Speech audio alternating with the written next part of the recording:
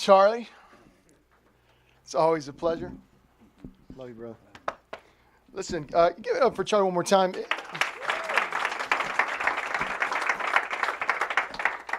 How long have we known each other, Charlie? Too long. Couple of decades. Yeah, we're going on 20 years that Charlie and I have been friends, more than friends. He's my brother, and he's the real deal. And he's not faking it, and his heart is true to what you see. He's the same. He's inside and out, and I'm so grateful that we can have him here today. And listen, go outside. Did you say something about your table? Go outside, and I want you guys to wipe out the rest of that table, okay? This is what he does for a living. He lives off of this. His family lives off of this, and as you already know, he's got a full house. He's got to support his mother-in-law. I noticed you said you don't have any problem with your wife and mother. But that's kind of where you ended it. Yeah, no? Okay, but strike that from the record. No, we love him. And listen, anytime that we can be a blessing to someone who is being a blessing to us, we need to do that. So love on him. Go get to know him. Talk to him. Give him a hug. Slip a $100 bill in his pocket. Serious? I'm absolutely serious. And just take this opportunity to love on him because he is in the trenches. He is traveling around. And it is an honor for us to partner with people like this who are being the hands and feet of Jesus in other countries where we can't go and touching people who we can't touch. And so in this way, we have a part in that. And so pray for him and his family and bless him if you can. So thank you for that. Hey, listen, we could pretty much wrap it up and go home if it were up to me. That's not true. I'm going to preach anyway. I'm glad you came. You glad you came to church today? Yeah. Holy cow. You never know what. You got to show up every week because you never know what's going to happen here. So today I'm going to finish what I started last week and see if we can get through this. And I believe I have a word from God for us today. And so I trust that you will be ready and open your heart, open your mind and your eyes to what God has to show you. Last week we talked about a verse in the book of Romans, the New Testament. The Apostle Paul wrote a verse in the book of Romans, and he said, it's not enough that we live, I'm paraphrasing, about what Jesus did for us on the cross, but there's much more. There's much more that we can do and live through the life that he gives us. It means that what he did on the cross would have been enough, except that's not all that he did. And our journey does not end at that moment of salvation. There is, what was the two words I gave you to remember? Thank you. Woo, get word there for a second. It's my favorite section's right here. You guys got to earn it. Much more. God has much more in store for you than what you are currently experiencing in your life right now. And that goes for everyone. If you are a Christ follower, right? And if you've been in faith for a long time and a Christian, then guess what? God has much more for you than where you're at right now in your walk with him. If you're not a believer, if you're new to faith and this is all new and you don't consider yourself a Christian, guess what? God has much more for you than the life you are currently experiencing. And so that's kind of the premise of what we were talking about. And I kind of want to wrap it up today and see if we can bring it home and land the plane. So I want you to say something. I want you to say, I want more. Say that. Give it to me. I want more. Isn't it funny that when I was younger, I looked at certain people in amazement, and maybe you've done the same thing. Growing up, there's always people that you look at and you think, wow, that person is amazing. They are talented, and they're good at something, and they can do something you can't. And you always think they're going to do so much with their life. They're going to accomplish so much.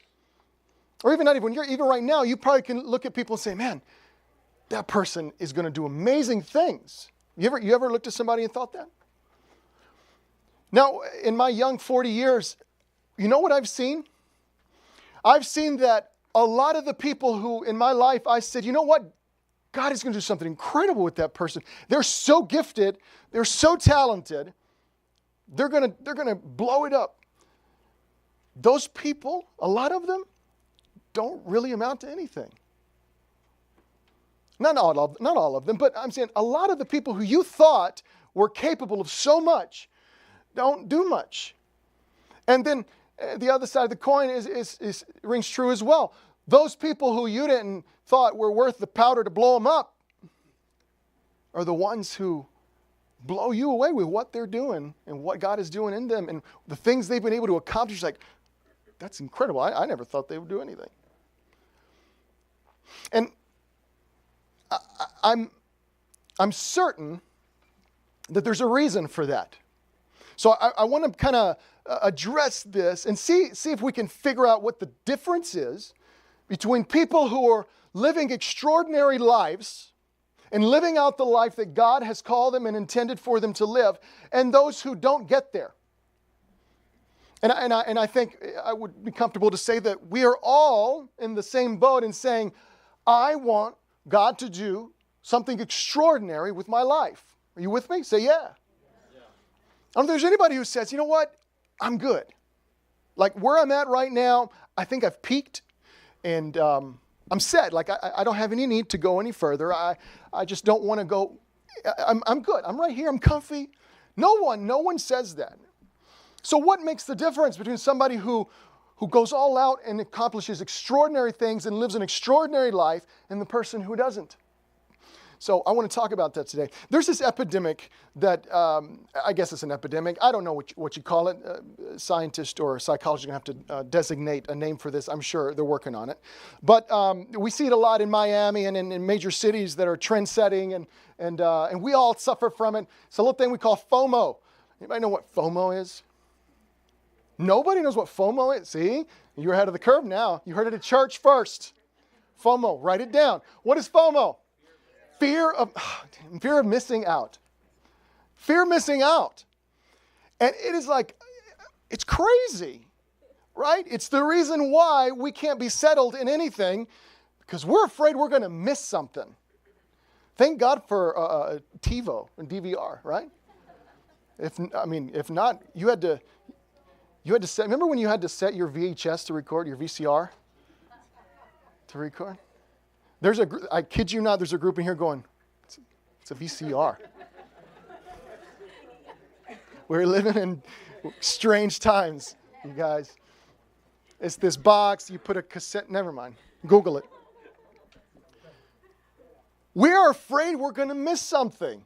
It's the reason you guys have your phones out handy all of the time and check social media all day long, because God forbid you miss a post of someone you follow that is going to be life-altering. Yeah, right? Like something's going to happen on there that you're going to miss it and you're going to be like, I can't believe I missed it. Right? Because epic things happen every day. I mean, who doesn't want to find out what your best friend ate for lunch on a continual basis? Or the fact that you clipped your dog's toenails. I mean, full of stuff you might miss if you're not careful on Facebook and Instagram. FOMO. We have FOMO about so many things in life, don't we? Fear of missing out. However, we have FOMO of things that really don't matter that much. However, when it comes to things that God is doing, it's not so much. I feel like we could have a little more FOMO for what God is wanting to accomplish in our lives. Did you know that God is continually doing extraordinary things all around you? All of the time. God never stops working. He never stops working. However, most of us a lot of times find ourselves in a place where we're going, man, okay, I believe that God can do those things. I believe He's going to work in those ways, but just not with me, or not around me, or not through me. Right? I mean, you may not vocalize that, but maybe the feeling that you're having, like, okay, everybody talks about what God does and what He's done, these miracles, all these things, but it's not real with me. And we should have FOMO, fear of missing out on what God's going to do. Jim Cymbala, who's the pastor of Brooklyn Tabernacle, in New York, and he wrote this book years and years and years ago called Fresh Wind, Fresh Fire. Incredible book, story of how God led them to start the church. He says a phrase in that book that has become iconic, and if you've read it, you know what I'm talking about. And the phrase is, I despaired at the thought that life might pass me by without God moving on our behalf. That's exactly what I'm talking about. The fear that God is going to do something and we're going to miss it. We're not going to be a part of it. I don't know about you. I want to be living an extraordinary life. I want God to do extraordinary things in my life and in my church. I don't want to miss it. I don't want to miss it. Tell your neighbor, don't miss it. Wake them up. Say, don't miss it. If they're asleep, punch them and tell them it's 12:30 and then watch them and then we'll all laugh. God is doing extraordinary things all the time, all around us. We just miss it. We just miss it. So how then? How do these people, because you see it all the time, you hear all the time, all these people living these extraordinary lives, doing incredible things, and you're here, watching it online, or reading about it, or hearing about it, and you're going, why not me? How am I missing out on this? There are opportunities every day that God brings into your life that if you're not careful, you'll miss them. There's an invitation. God invites us to enter into an extraordinary life. But like any invitation, it takes some action on our behalf. You've got to learn to say yes to the opportunities that God brings your way every day. But we miss them. You got to learn to say yes to the opportunities. There's always opportunities that God brings into our life. Our passage today, I'm going to read one passage, and we'll get there in a second, but go ahead and flip there, put your finger in 2 Kings. 2 Kings, the Old Testament. 2 Kings chapter 2. Have you ever noticed that you cannot plan to live an extraordinary life? Did you know? Did you realize that? You cannot plan to live an extraordinary life. And this is complicated because there are some planners out there. You guys, planners, I'm not going to ask. We're not going to. And there's nothing wrong with planning. Don't get me wrong. Planning is fine. You got to plan. You got to do what you got to do. But when it comes to living an extraordinary life, you cannot plan for it, can you? You can't. You can only prepare for it. Someone once said, you want to hear God laugh, tell him your plans. Isn't that true? Doesn't God have a way of kind of dismantling our plans to do what he wants to do anyway? Because you cannot plan to live an extraordinary life. You can, however, prepare for it. You can put yourself in position for God to do extraordinary things in your life. Now, you can absolutely plan to live a boring life. You can plan out a boring life to the T and live it out successfully. You can plan mundane. You can plan a life that doesn't end up. That is totally, absolutely possible. You're not careful, you'll plan yourself right out of existence. And you'll miss everything, but it was planned. And you checked it off. Now, once again, I'm not ranking on A-type personalities or people who need checklists. You got to deal with your shrink on that one anyway. So, well, I'm just kidding. I'm kidding. We got to stop planning. Start preparing. Start preparing for God to do something. Stop planning. If we want to live an extraordinary life, if we want to live the life that God has created us to live, step into that extraordinary opportunity that he has for us and not miss it. We got to prepare for it. We got to prepare. Say prepare. I like it. You guys are tuned in. God has invited each and every one of you and me to enter into something extraordinary. It is not God's plan for you to live a mundane, insignificant life. Did you know that? So, That being said, if you yourself feeling that your life is mundane, boring, insignificant, then that just means that you understand. There's got to be a shift. This is not the life you were meant to live. This is not it. God has much more for you. Much more. Just say yes. Just say yes. You know, there's always a bunch of reasons to say no. There will always be reasons to say no. Good reasons. Logical reasons. Good sense reasons. People who you trust giving you good reasons to say no. There's always reasons to say no. But there's a bigger reason to say yes. 2 Kings chapter 2. One of my favorite characters in the entire Bible was Elisha. And I love the story of Elisha. I love it. It's exciting. It's powerful. It's a little whacked out. It's messed up. It's crazy. You need to read. You got to read your Bible. There's some stuff in here that you'll get into. You're like, wait, what? It's crazy. You need to read it. The story of Elisha is incredible. And Elisha was a prophet who learned and came up. He was an apprentice of another prophet named Elijah. Elisha, okay? And so this is the part of the story of history that Elisha kind of takes over and steps into a new role. And so we're going to pick up the story right at the end of their journey together. Chapter 2, let's start reading in verse 1. It says this: when the Lord was about to take Elijah up to heaven in a whirlwind. What's up? When I die, I don't want to be buried. All right, I'm going in a whirlwind. Can we arrange that? Would you like to be... No, whirlwind for me, babe. Write that down. Whirlwind. See, yeah, make sure that happens. Elijah and Elisha were on their way to Gilgal, from Gilgal. Elijah says to Elisha, stay here. Stay here. The Lord has sent me to Bethel. But Elisha said, as surely as the Lord lives and as you live, I will not leave you. So they went down to Bethel. The company of the prophets of Bethel came out to Elisha and asked, did you know that the Lord is going to take your master from you today?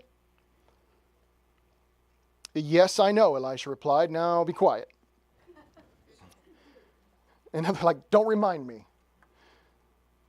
Then Elijah said to him, stay here, Elisha. The Lord has sent me to Jericho.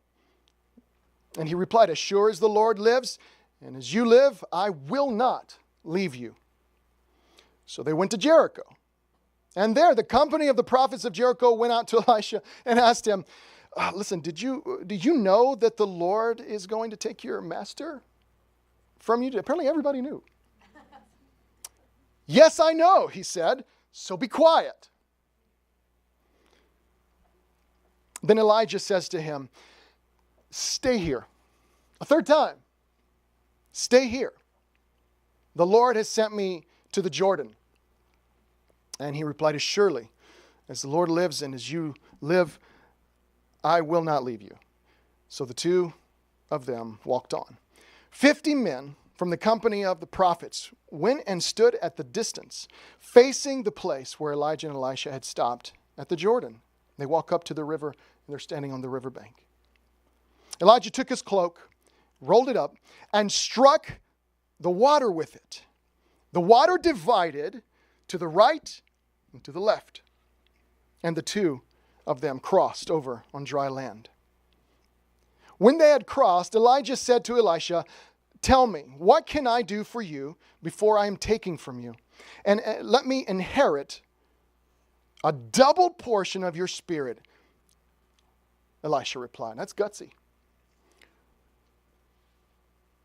You have asked a difficult thing, Elijah said.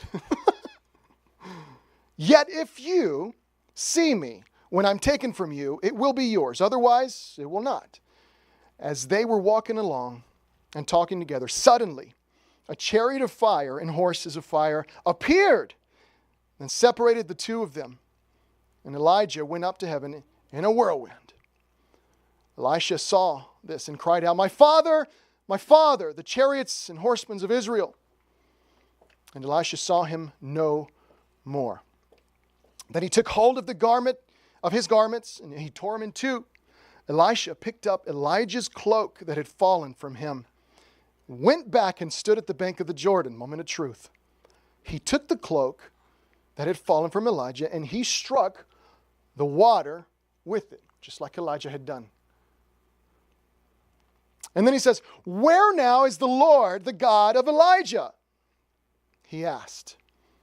When he struck the water, it divided to the right and to the left, and he crossed over. What an epic story, right? I mean, this is just one part of it. Wait till you read the rest.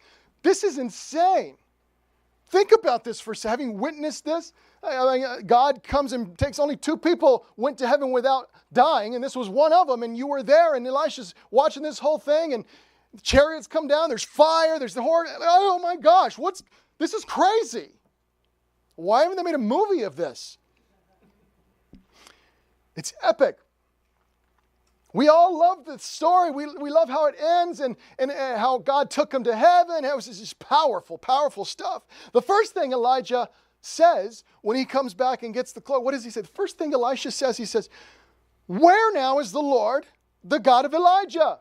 Which sounds like an accusation or a threat. Like he's saying that doubtingly and questioning. But that's not what he's saying, and not in that tone.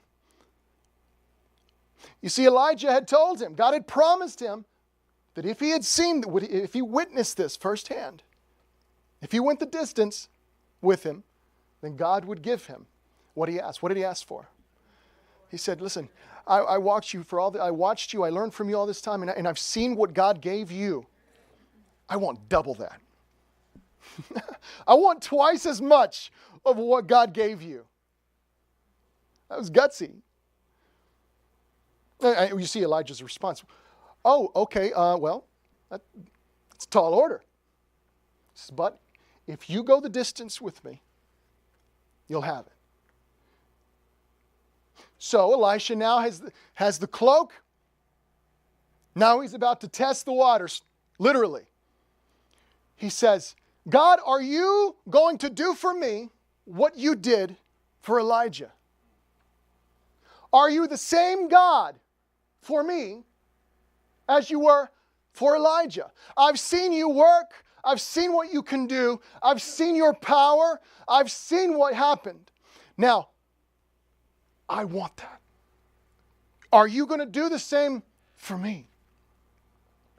I think so many Christians live a faith, a borrowed faith, if you will.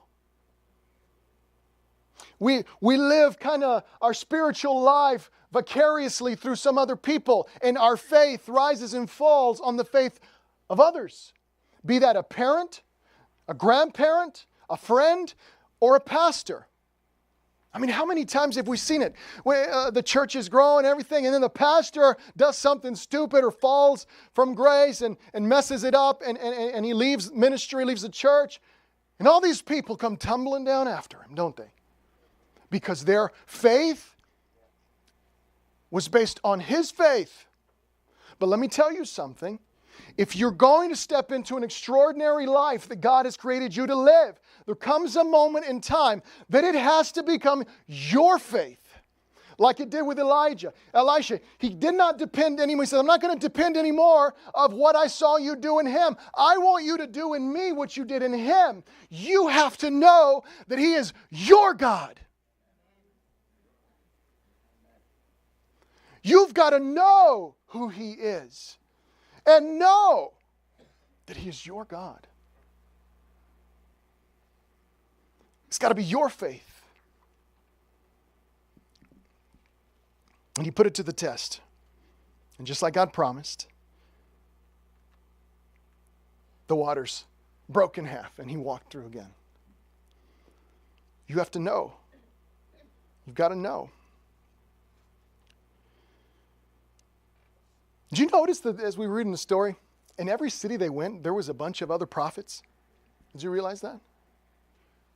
And all of them told them the same thing, which is like there's a pattern here. There's a pattern that is going to take us somewhere in the end. And there's a message behind how this happened and why it happened. There's meaning behind all of this. But what did they tell him? What did those prophets tell him? And everywhere he went, they said, did you know that your master is going to be taken from you today? Translation, bro, did you know that you're losing your job today? Like, this is your teacher, your master, and school's out, bro. Like this is it. It's over. So what are they saying? You know what?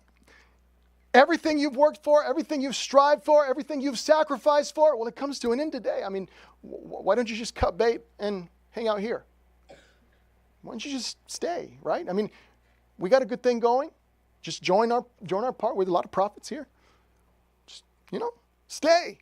Stay here. Stay here. You're going to be out of work anyway. You got nowhere. I mean, there's no one to follow after today. This is it. This is it. Stay. Just stay. There will always be people on the way. Always be people on the way to something extraordinary. They're going to tell you, you know what? You've worked so hard. You've worked enough. You've struggled enough. You've sacrificed enough. You've given enough. Why don't you just stay, lay low for a while. Just hang out here. It's comfortable. It's safe. We love God. We're on the same page. We're with you. We're brothers. Just stay. You've done enough. You've done enough.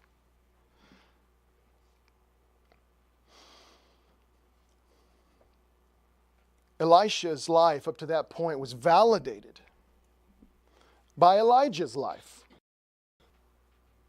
His meaning, his ministry, was only represented and validated by how his master lived. Everything you worked for is coming to an end. Just stay. Stay here. Elijah even gives him a way out, doesn't he? 3 different times. He says to him, just stay here. Just stay here. It's okay. Like, I'm not going to think less of you. You've done well. There's no contempt or judgment in his voice. It's just, listen, just stay here. It's okay. No one's going to judge you. No one's going to think bad. You've done well. Just stay. And 3 different times, what does Elisha say? No way. No way. I will not. I will not. And then it says, so they went. I wonder how many times God has invited me to stay somewhere because I'm not really ready to take on more. I remember when I was 13, I think it was 13, and I got an opportunity to go to a youth camp in North Carolina called the Wilds. And awesome place. I was up in the mountains, in the Blue Ridge Mountains, and super fun. They had all kinds of stuff, waterfalls, lakes, slides. They had a river rafting, tons of stuff. Anyway, and one day I was with my group of guys in my cabin, my counselor, and I said, we're going for a trek. Let's go hiking. All right, it's a long way. It's up to a waterfall. It's incredible. We can go, but it's up. I mean, it's a climb. It's the real deal. And so we're like, yeah, a bunch of 13-year-old, let's do this. So we get down the road, I get up the mountain, I don't know, it wasn't that far. And my counselor turns around and he says to us, guys, it's okay, let's take a break. As a matter of fact, if you want to stay here, stay. Just stay. We'll keep going and we'll come back, we'll pick you up.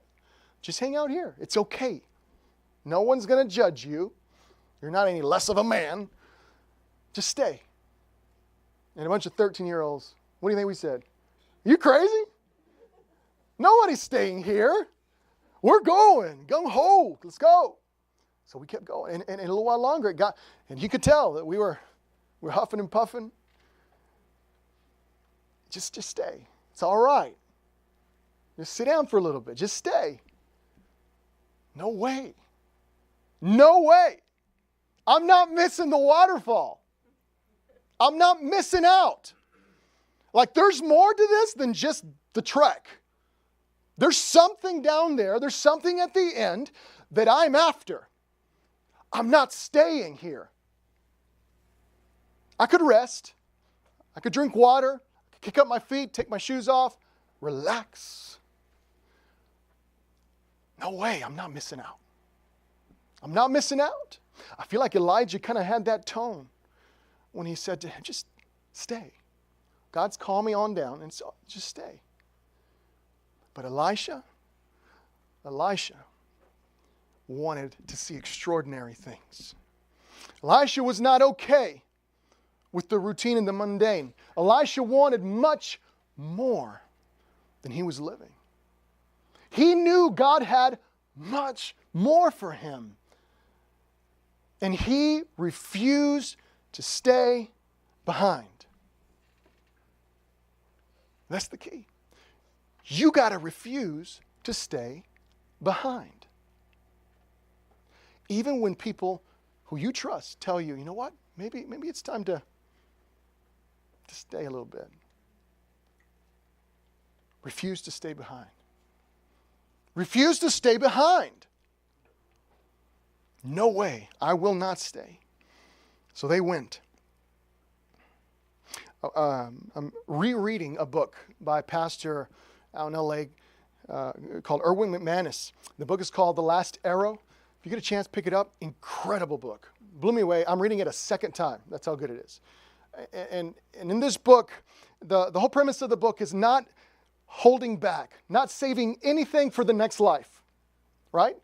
Expending everything you've got for the cause in this life, what God has you to do. Lay it all down. The last arrow. And he says in the book, listen to what he says. He says, when you stay where you are, you stay who you are. Oh, it's good, isn't it? I wish I made it up. When you stay where you are, you stay who you are. That's powerful.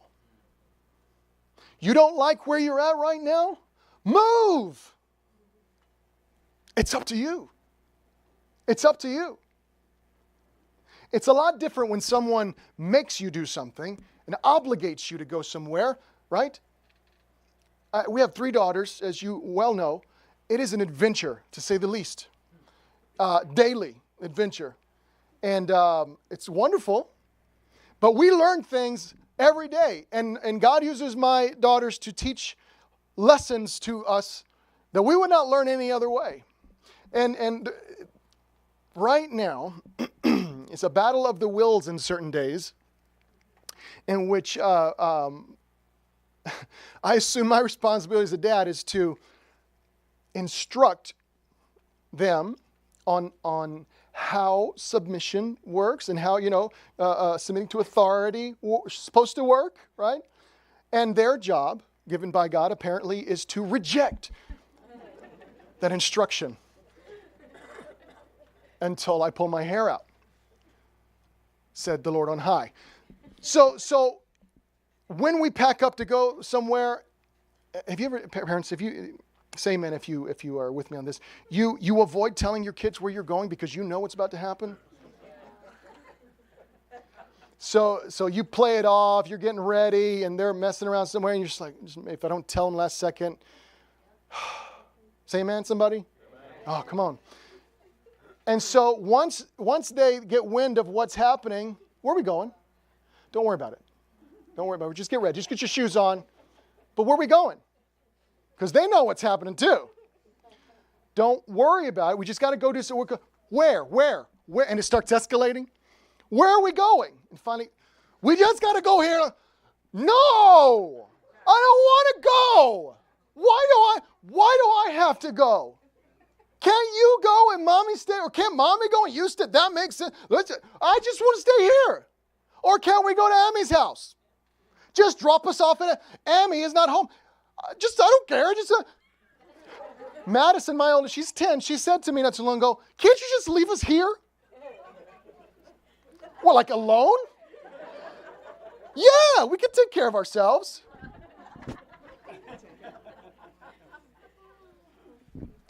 Oh, Jesus, take the wheel. And so what ends up happening is I have to obligate them to go where we have to go.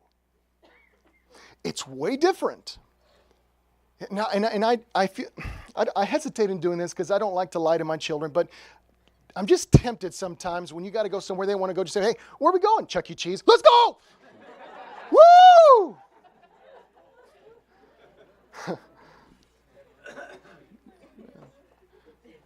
Daddy lies, you know? No, daddy lies. It's way different going somewhere where somebody's not making you go. It's different when you choose to take the journey, isn't it? When no one makes you, but you choose to take the journey. God does not obligate you to go to the next level. He does not make you. He does not make you go on the journey. You see, that's the thing. All of us would agree we want to go to that place. We want to arrive at the destination, but not everybody wants to take the journey. Not everybody's willing to pay the toll to get across. And what sets you apart, what makes the difference between people who are living extraordinary lives and doing what God laid out for them to do and people who do not, is that those people refuse to stay behind.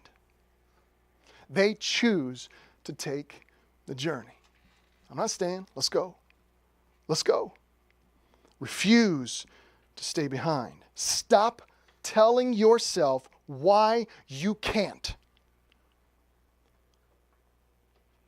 And start telling yourself why you can. There's always reasons why you can't. But the ones who change the world, the ones who God uses to do extraordinary things are the ones who says, you know what? Yeah, I can't, but He can. Let's go. Let's go. I'm all in.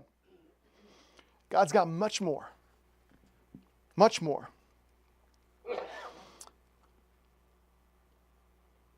No one's going to obligate you to do this. As a matter of fact, if you want to move into an extraordinary life, then you've got to move from obligation to intention.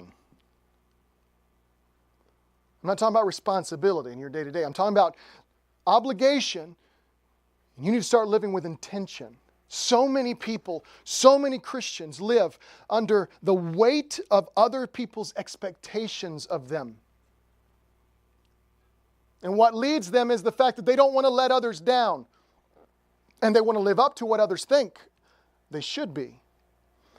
But that is a weight no one can carry. No one can live by obligation. You have to live intentionally. You have to choose to take the journey. If you want to go where God is, if you want to step into who God has created you to be, you've got to choose. Just say yes. Just say yes. Why do you think God allowed Elijah to ask Elisha that question? If God knew in His sovereignty that it was going to end up there anyway, He knew what Elisha was going to do. He knew. Why did He have to go through this process of questioning, if you will? Right? Or why? And I don't know why, but is it possible? Is it possible that God wants to do something in you that requires you to have the opportunity to settle for less? Does that make sense? Perhaps what God is leading you to do, what He wants to draw out of you in your life, requires that you turn down certain things. Does that make sense? In order to get where God wants to take you, you've got to say no to some things.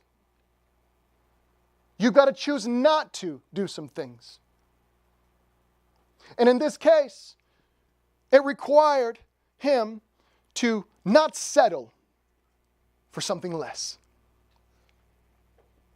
Don't settle for less when God has much more. We talked about this last week, remember? When the Israelites were on the border of the promised land of Canaan, looked in, 2 of them said, we could do this. And the other 2 million said, nah. And then what? They spent 40 years in the desert. By choice, mind you. by choice. You got to turn some things down. You got to come to a place before God where you just open up to Him and you confess. And you just say, God, I am not the most talented. I'm not the most talented. I'm not the most experienced person. I'm not the most qualified person. Fess up. God already knows what your qualifications are. I don't have the experience. I don't have the qualifications. I don't have the talent. But I want to see you move. I want to see you move. You see, what distinguishes people who do great things and change the world and those who don't is not talent, it's not experience, it's not education, it's not qualification, not even looks. It's the ability to say, I refuse to stay behind. And I won't settle for less. I'm going. I'm going. I get that I don't have the chops. I don't have what it takes. But I'm going for it because I know God is on the other side. And He's there. And I want to be where He is. And I want to see Him move in a way that I can't move. And I want to see Him do things through my life and around me that I haven't seen before. And I want to see Him do extraordinary things in my life. I don't want a mundane, routine, monotonous, boring life. There's much more. There's much more. And I refuse to stay behind. I refuse to stay behind. I want to see you move. I want to go where God is, which means you got to volunteer. There's a lot of mystery around a term, a Christianese term. And we throw it around, and there's mystery around the term, the call of God, or God's call, or hearing the call of God, or God answering God's call on your life. You know, it sounds very, epic, but a lot of people we don't understand kind of what that means. And for a lot of people, it may be interpreted wrong, like God is going to open up the heavens and speak down like Morgan Freeman one day, right? And then I'll know what God has called me through the voice of Morgan Freeman, right? And so that's kind of, that's silly, but we misinterpret what God's call is. And so we assume there's some people who are called to do things, some people who are not called to do things. Well, let me tell you something right here. If you are in Christ, if you are a child of God, if you have put your faith in Jesus, you are called. Did you hear me? You are called. God has placed a calling on your life to do extraordinary things for His honor, for His glory, to see Him move in a way that you never thought possible, in the ways that you only heard other people talk about.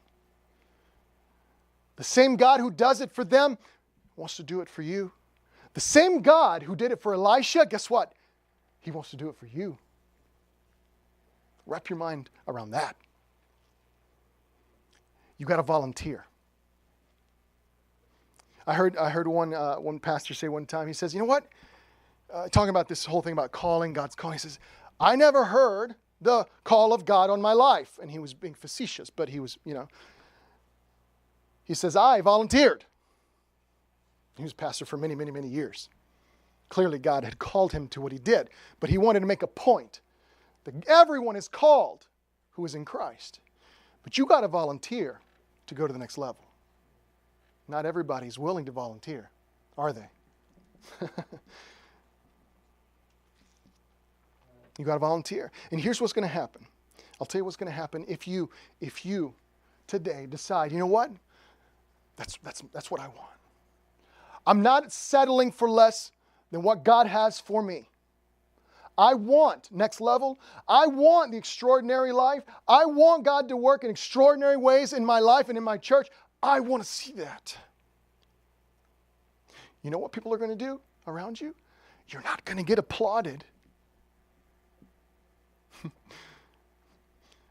You're not going to get a medal or get recognized even. As a matter of fact, you know what's going to happen? People are going to start talking. You're going to hear stuff like, who does he think he is? Who do you think you are? Walking up in here like you all that? Like, who do you think you are that God's going to do something in you? Who do you think you are? Who do you think you are? I don't know who I am. But Elisha would say, I don't know who I am, but listen, when I left Bethel, you stayed behind. When we came to Jericho and you stayed behind, guess what? I left and I kept going. When we came to the edge of the Jordan, you stayed on the other side. Guess what? I crossed over. I don't know who I am or what I am, but I know that I'm going to see God move. And I know that I'm going to see God do extraordinary things. So I'm not staying behind. You can stay behind if you want to. That's not on me. I'm not going to feel guilty for leading an extraordinary life while you sit on the sidelines. That's on you, bro. I'm going to do me. You choose. You choose to stay where you're at. If you stay where you're at, you don't really have the right to complain about it, do you? Or you choose to not stay behind. There's more, much more than you're experiencing right now. When you stayed behind, I kept going. When you stopped, I kept going. I refuse to stay behind. Don't let anyone tell you that God did not choose you. Did you hear me? Don't let anybody tell you that God has not chosen you. God has chosen you. God has called you.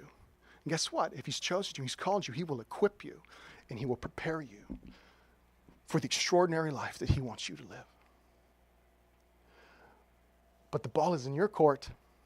And you have to decide what you're going to do. At Bethel, at Jericho, what are you going to do when it comes to the Jordan? And everybody says, you've done too much. You've given too much. Just stay. What are you going to do? It's easy to stay. It's easy to stay. It's comfortable to stay. It is. And if that's you, that's fine. Do what you want. But I'm going to tell you something. I refuse to live my life wondering what God could have done in my life and in my church. I refuse to stay behind. I refuse to move into a new building and be comfortable with just 2 services. I refuse. I'm not settling. I want to see God do extraordinary things. I want to see 10, 15 services. Come on, somebody. Y'all better liven up.